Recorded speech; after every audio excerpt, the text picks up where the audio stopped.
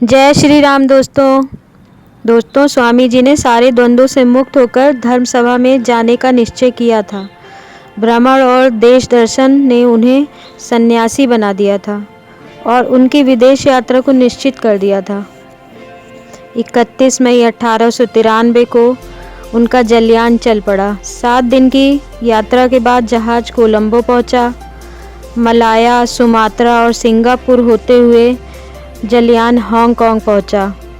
Japan पहुंचते ही उन्हें Japan की प्रगति का रूप दिखाई पड़ा। जापानियों के साहस और उद्यम को देखकर समझ गए कि जापानी जाग गए हैं और उन्हें अपने देश की दुर्दशा से व्यथित हो गए।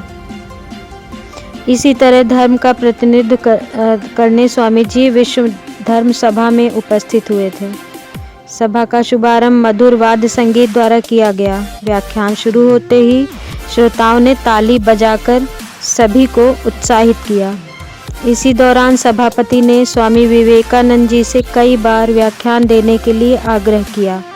स्वामी जी ने हर बार यही उत्तर दिया, नहीं, अभी नहीं, क्योंकि सम्मेलन की भव्यता से उन्हें घबराहट हो रही थी।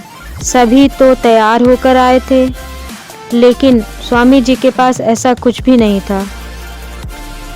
लेकिन उनके पास एक बहुत बड़ी शक्ति, रामकृष्ण की शक्ति और माँ जगदम्बा काली की शक्ति थी। अंत में 4 प्रतिनिधियों के लिखित वक्तव्य के बाद प्रधानाध्यक्ष के आग्रह पर वो व्याख्यान देने के लिए उठे। उनके मुखमंडल पर प्रज्वलित अग्नि का तेज था। स्वामी जी ने माँ सरस्वती का स्मरण करके अंग्रेजी में बोलना प्रारंभ किया। पहला वाक्य अमेरिका के भाई और बहनों बोला। तालियों की गड़गड़ाहट से सभा का भवन गूंजता रहा काफ़ी देर तक। प्रातः, दोपहर, संध्या निरंतर 15 दिनों तक सम्मेलन चलता रहा। 19 सितंबर की प्रमुख भाषण हिंदू धर्म पर दिया था स्वामी जी ने। 27 सितंबर महासभा का अंतिम दिन था। धर्म सभा समाप्त होते ही करीब महीनों बाद तक स्वामी जी की प्रतिभा की चर्चा अमेरिका के समाचार पत्रों में होती रही। स्वामी जी कटु से कटु सत्य को किसी भी व्यक्ति के सामने नग्न करके रख देते। उन्हें कठिनाइयाँ भी झेलनी पड़ी। धर्म महासभा में उन्होंने ईसाई धर्म की निंदा भी की थी, जो जबरन धर्म परिवर्तन करा रहे थे। स्वामी जी के प्रशस्त मार्ग में कांटे बिछाने वाले न केवल ईसाई धर्म और पादरी धर्म, बल्कि ब्रह्म समाज भी उनका विरोध करने लगा था। ब्रह्म समाज का प्रतिनिधित्व करने वाले प्रताप चंद्र मजूमदार भी थे।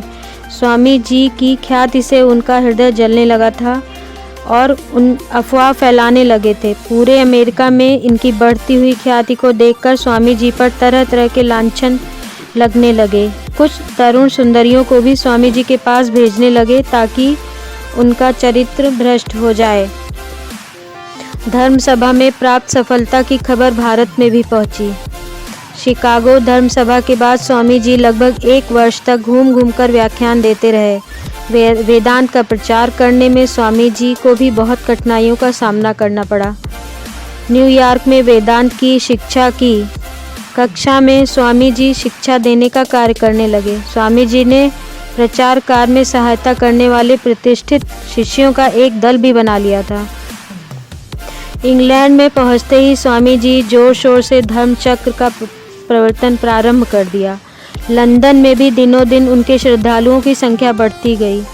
अमेरिका में वेदांत प्रचार के कार्य का प्रचार हो रहा था। इंग्लैंड के लोग उनको वहाँ से जाने नहीं दे रहे थे। अमेरिका के लोग वापस बुलाने का भी आग्रह कर रहे थे। करीब 4 वर्षों तक अमेरिका और इंग्लैंड में अविराम कार्य करने के बाद स्वामी जी अपनी मातृभूमि की ओर जा रहे थे। जाफना में स्वामी जी की लंका यात्रा समाप्त हुई। यहाँ से एक छोटे जहाज पर भारत की ओर चल पड़े। भारत पहुँचने की इच्छा उनको व्यग्र कर रही थी। विश्व गुरु स्वामी विवेकानंद जी के वचन। जब भारत का सच्चा इतिहास लिखा जाएगा तब यह सिद्ध होगा कि धर्म के विषय में और ललित कलाओं के विषय में भारत विश्व का प्रथम गुरु है। दोस्तों, अगर आपको मेरा चैनल पसंद आए तो आप ज़रूर सब्सक्राइब करें और कमेंट करें, जैसे कि हमें भी आगे इनके संबंध में वीडियो बनाने में उत्सुकता हो। जय श्री राम।